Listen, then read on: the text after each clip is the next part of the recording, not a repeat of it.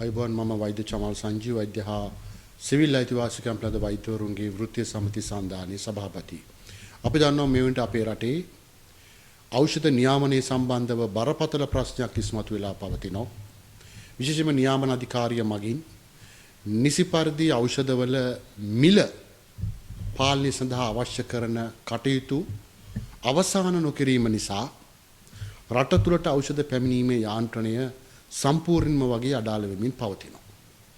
මීට පෙර ලියාපදිංචි වූ සමාගම් වගේම අලුතෙන් ලියාපදිංචි වුණු සමාගම් වලට අදාළ ඖෂධය අලෙවි කිරීම සඳහා වන උපරිම සිල්ලර මිල නියම කිරීමේ මිල නියාමන කමිටුව නිෂ්පාදිත තීන්දුව తీරන නොගැනීම නිසා අඩුම තරමේ ඖෂධ කාණ්ඩ 600ක් වගේ ප්‍රමාණයක ලංකාවට ගෙන්වීමේදී වගේම ගෙන්නපු ඖෂධ නැවත වරායෙන් නිදහස් කරගෙන රට තුළට බෙදා හැරීමේ යාන්ත්‍රණ අඩාල වෙලා පවතිනවා. උදේ ඖෂධවල මිල නියාමනය කරලා ඒක සඳහන් කිරීමේ වගකීම තිබෙන්නේ නියාමන අධිකාරියේ මිල පාලන කමිටුවලට. දැන් මේ මිල පාලන කමිටුවල ඉන්නේ කවුද? දීර්ඝ කාලයක් මුළුල්ලේ මේ ස්ථානවල සේවය කරන සමහර කණ්ඩායම් සමහර විශේෂඥ වෛද්‍යවරු ගත්තම උන්ගේ වයස අවුරුදු 70 80 වගේ ඉහළ අගයන්. ඒතර ඔවුන්ගේ කාර්යක්ෂමතාව ගැන ප්‍රශ්න තිබෙනවා. ඒ වගේම තමයි ඊටාම දීර්ඝ කාලයක් නියාමන අධිකාරියේ සේවය කරාම මේ සමහර ආචාර්ය මහාචාර්යවරු අදාළ මිල පාලන කමිටුවේ වාඩි වෙන්නෙම බාහිර සමාගම් සමග යම් යම් ගනුදෙනු කරගෙන මිල ගණන් තීරණය කරලා මිල ගණන් ගැන පූර්ව නිශ්චිත විනිශ්චයක් සහිතවද කියලා සැකය මතුවෙන අවස්ථා වාර්තා වෙලා තිබෙනවා.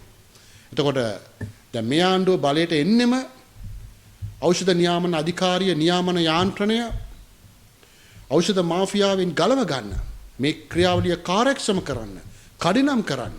හැබැයි මේවැයි සේවය කරන වියපත් වෙච්ච විශේෂඥ වෛද්‍යවරු සහ සමහර ආචාර්ය මහාචාර්යවරුන්ගේ ක්‍රියාකලාප නිසා ඖෂධ ලංකාවට ගෙන්වීම සහ බෙදා හැරීමේ මිල නියාමන කිරීමේ යාන්ත්‍රණය අද වෙන විට අඩාල වෙනවා වගේම මේ ඖෂධවල මිල සඳහන් කිරීමේදී යොදා ගන්නා නිර්ණායක මොනවද? ඒ නිර්ණායක සමාගමෙන් සමාගමට රටින් රටට වෙනස් වෙන විදිය ගැන බරපතල ප්‍රශ්න මතුවලා තිබෙනවා.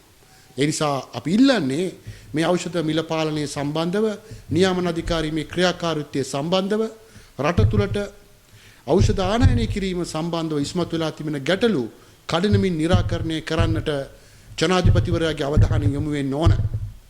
මොකද අපි මේවා සෞඛ්‍ය අමාත්‍යවරුන්ට කිව්වට වැඩක් නැහැ. උන්ට විෂයපතය ගැන අවබෝධයක් නැති නිසා. ඒ නිසා අපි ජනාධිපතිවරයාට කියන්නේ මේ සම්බන්ධව විශේෂඥ කමිටුවක උපදෙස් අරගෙන ඖෂධ මිල පාලනය හා මිල පාලන කමිටුවල ක්‍රියාකාරීත්වය කඩිනමින් කාර්යක්ෂම කරන්න අවශ්‍ය කරන පියවර ගත යුතුයි. එහෙම නැත්නම් තව මාස කිහිපයක් ගියාම පෙබරවාරි අවසානයේ මාර්තු වන විට රජයේ රෝහල් වල විතරක් නෙමෙයි බාහිරාංශයේ පුද්ගලික රෝහල් වල පවා දැඩි ඖෂධ හිඟයක් නිර්මාණය වෙන්න පුළුවන්.